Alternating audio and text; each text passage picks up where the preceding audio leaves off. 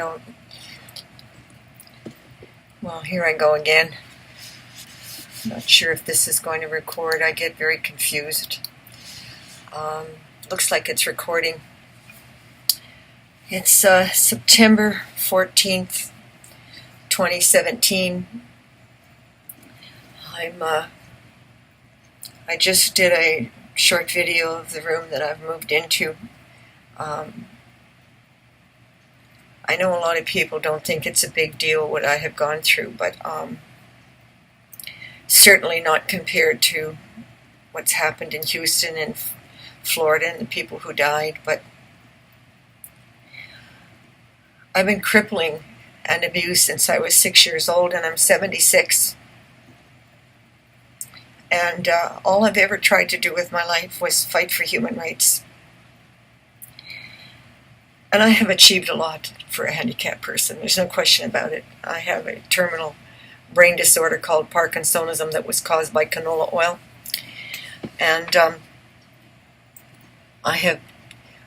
and the disease itself is brutal torture. I take horrific, paralyzing attacks, immune deficiencies, infections spread through my body like a prairie on fire.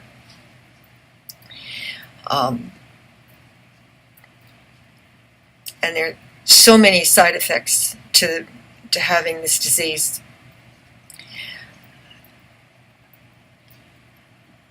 And it's really causes me to be not only severely allergic, chemically hypersensitive, but it causes my brain to go, things will trigger my brain to go into flashbacks, and I'll relive the horror of my life over and over and over again. And I was trained as a model and trained to dance, and every step of the way, everything I ever tried to do for myself failed. I was a singer, and I lost my voice at the age of 12. I was a dancer, and I collapsed on stage in a paralysis attack at the age of 23. Or 24, I forget, I don't know. It's the year I met Elizabeth Taylor. And because I was trained as a model, which I also couldn't do because of my condition, I had to keep changing my career direction and cope with my limitations. And I would never have been able to work if I didn't look good. I was trained very young to understand that. We are a skin-deep society. And as long as I was very beautiful, which I was, and it was easy for me to camouflage and hide my disease, because when you're a dancer, you tend to move in such a way that you're graceful. And so I would hide the pain and hide the crippling. And of course, when I was paralyzed, I was catatonic. I couldn't go anywhere and couldn't do anything. And it's a whole nother story. Everybody from pimps and hookers and lesbian biker gang in Vancouver, and a millionaire in New York City, and a Jamaican young man, and so many people, total strangers. A mafia don took pity on me. The kind of pity I never got from my parents, my family, or my friends. All they see was that I look good. And I make little sick jokes, make people laugh. It's how I deal with it. I'm an optical illusion. What you see is not what you get. My insides are a mess. And it's both funny, and it's also reality. It's true. I'm not making any effort to look great at the moment, because this isn't about that.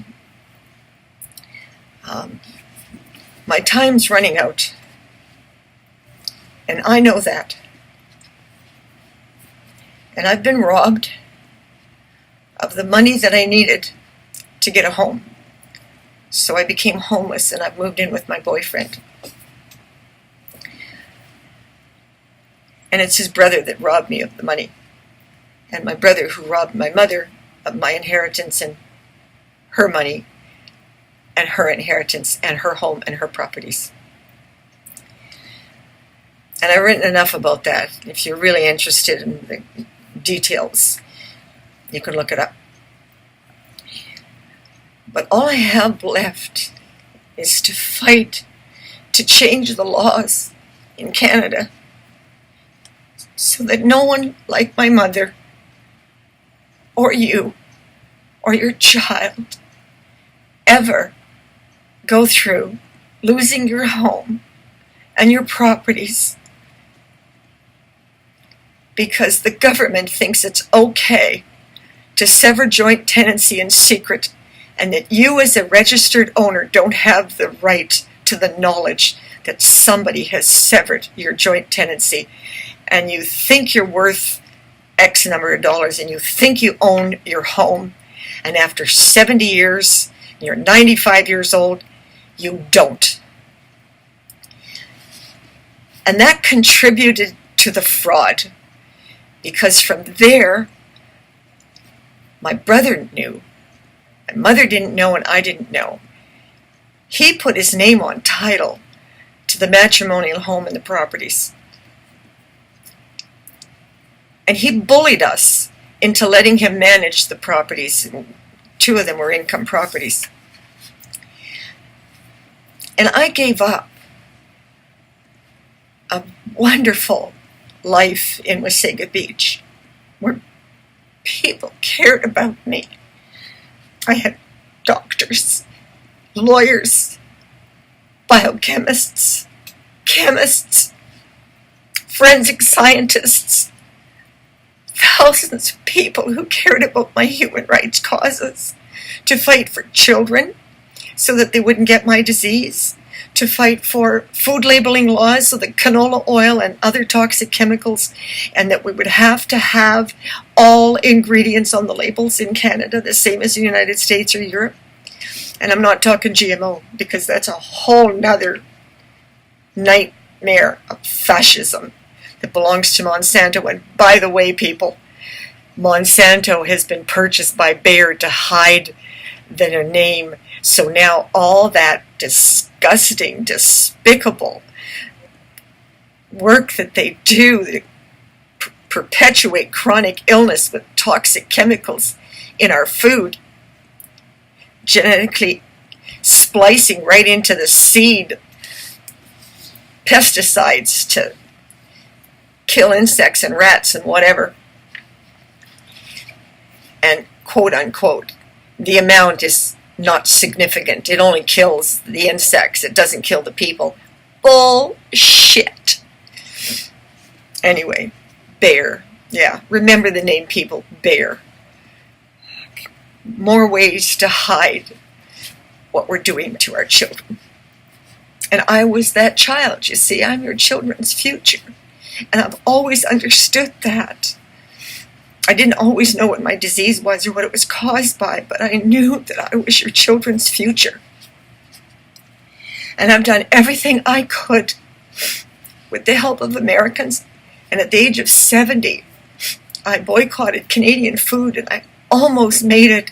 I had 1 year pain-free. My body was beautiful. I could climb 2,000 feet with full energy up Gabriel Mountain. And then a tumor in my thigh did central nerve damage and took me right back 30 years. And I had to start all over again. I was paralyzed. I was in ice packs for a year. And in that condition, I discovered that my brother didn't pay the taxes on the properties. We faced a public auction. That was in 2014.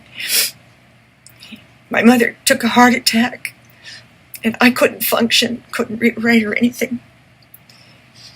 And Doug McIsaac, that evil, dirty, rotten, filthy monster, took advantage of our situation, tricked me, lied to me, and he robbed me of everything. Home, land, money. And all I had left was some savings. About $50,000. Sounds like a lot of money when you're in poverty. But I've been saving for 16 years so that I could go to court to get the laws changed, to save you and your children. And now I can't do it. I've run out of money. I'm going to have to see a heart specialist. I'm having dizzy spells, and I'm in flashbacks. And that's another part of my disease, is that I get suicidal depression. And why not? Every day of my life, since I'm 6 years old, is a fight just to get to my feet. It's a fight to eat. It's a fight to live. It's a fight to just function.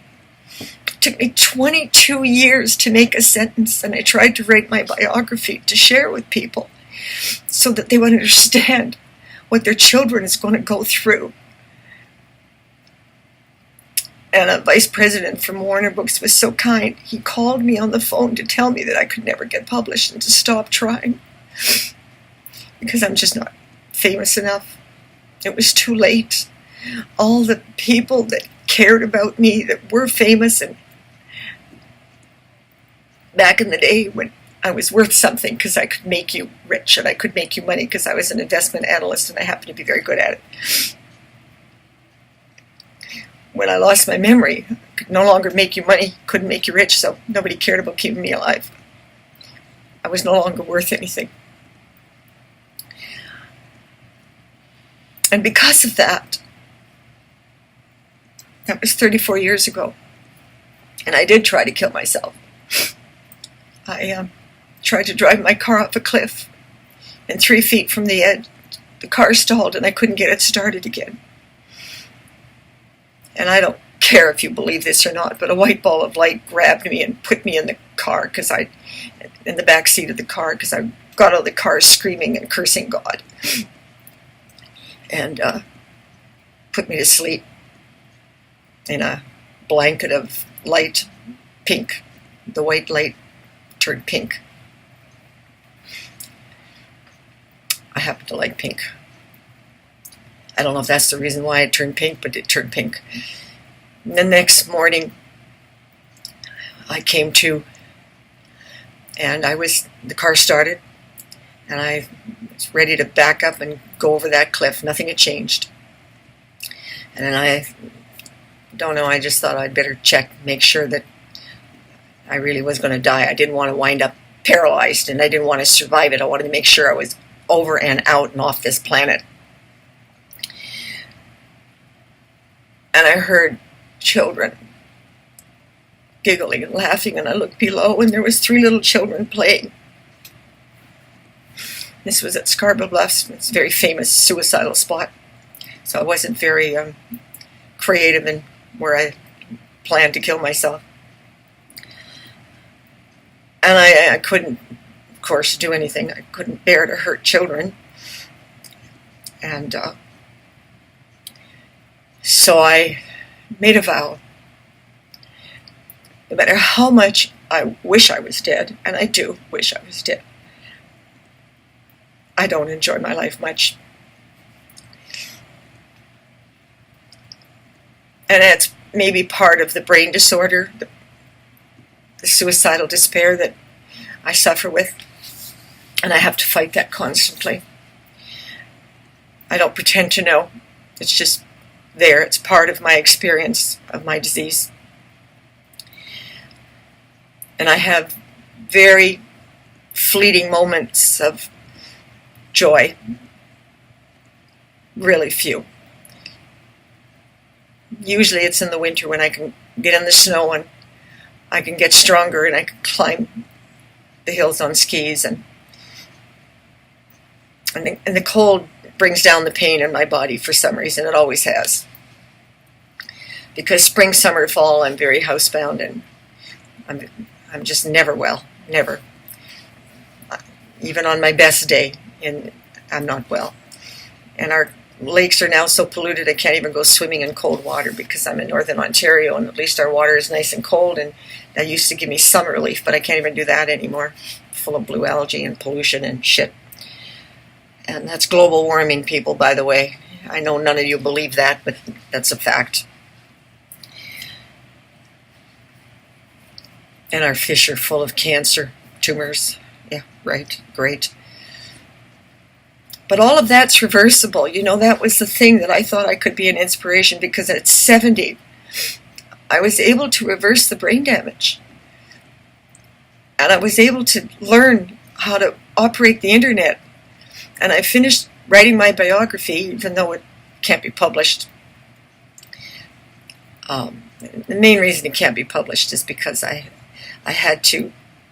was so retarded when I attempted to write it that I don't know if it's my words or somebody else's words. You know, I read 1,000 books searching for the right words and the right sentence to describe my life and what it was like. Thinking that if I did that, maybe parents would recognize themselves or recognize somebody they knew and understand that they've been poisoned. Because that's symptoms of being poisoned. So I have very few choices. You know, this is not the democracy that our government pretends it is. Far from it. So I'm going to sign off now. I ask for your prayers that I can get the help that I need to ban secret filing in Canada. That no one should have the right to secretly file unregistered without notifying registered owners. I don't care what the reason is. I don't care if you're executor. I don't care what it is. As a registered owner, whether it's a severance, a joint tenancy, or anything, you should have the right to be notified. I don't think you should have the right to sever joint tenancy without consent, which they do in Saskatchewan. And my lawyer doesn't agree with me. Well, he's young. He sees it from a different point of view. At my age and at my mother's age, when you put in that many years into a marriage, you feel that you really should own the goddamn house. I'm not talking the income properties. You can split that if you like, but you shouldn't have the right to do anything without their knowledge. That's for sure. That's got to be the bottom line. And you certainly shouldn't have the right as an executor to take ownership. Yeah. Imagine, when you make a will and you decide somebody to be your executor, in Ontario, they have the right to take ownership to all your properties. Yeah, isn't that wonderful? And in secret. That's considered a fair, democratic way to do things in Canada. Not in Alberta, and not in Manitoba, and not in Saskatchewan. But in the rest of Canada, that's the way we do things. And it isn't a democracy, kids. And don't think it is. And it never will be. If there's anybody out there that's young and wants to go into politics and wants to become a lawyer, get out of Canada. Because you're never going to get anything changed here. The parliamentary system doesn't allow for it. And I had all those opportunities to be in New York. Americans, to this day, help me. I'm alive because of Americans right now, today. My mother lived to 98 because of Americans. Yes, they have their problems, but they are a democracy. And Canadians just don't understand. Our judges are there for life and they're completely corrupt. Our court system is completely corrupt. Our parliamentary system is completely corrupt.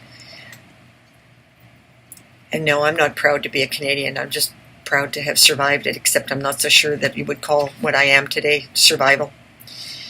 I'm not saying I haven't done some good with my life. I brought better gas mask equipment to the military. I gave talks to the generals and the men in the military and begged them to fight for their own rights. And I gave them the science and the research on what they were facing. And I contacted the Veterans Association in Virginia in 1990, and I think it was 1990. And anyway, they sent up some lawyers to help our people. It's the kind of thing that Americans do, you know. and we don't hear about that. And the Steelworkers Union, U.S., not Canadian. Canadians didn't give a shit. But in 1989, I was able to give scientific research, their own American science, on disease that are caused by toxic chemicals. And they fought for cleaner air in the mines and better gas mask equipment. There's MSA is the best gas mask on the planet, quite frankly, for industrial use, mining, and is what keeps me alive. The latest one is called the Advantage, and it has a lot of advantages. It's lighter, and it fits around the face. The seal is tighter. It's a wider seal, but nothing against my old one. I love it. It's just a little heavier, and it has more metal on it. And I always felt that when I was skiing, particularly if it took a really bad fall, I felt more comfortable in the one that was heavier and stronger. But truth be told, I'm quite sure the Advantage is not going. I don't think it breaks very easily. It's just my own little paranoia, because if some skidoo goes by and I don't have a gas mask if I have a gas mask that's busted, I have a very short window. And I go into anaphylactic shock right away, and I go into toxic shock, and I'm paralyzed and cardiac arrest, and I die. I've got about 20 minutes tops to pull out. And I can't use drugs because I'm chemically hypersensitive, so I have to find a way to detox, which I have done, and I put all that information on my websites. You can look it up. I'll post it on my videos. And the last thing I want to say is if we didn't have enough problems on the planet, what is wrong with you, YouTube, that now all of a sudden you are blocking sharing to Facebook, and you're blocking sharing to Skyrock, which is really supported by the military, which I totally support. I don't support the wars, but I support the military. I think you will understand what I mean by that.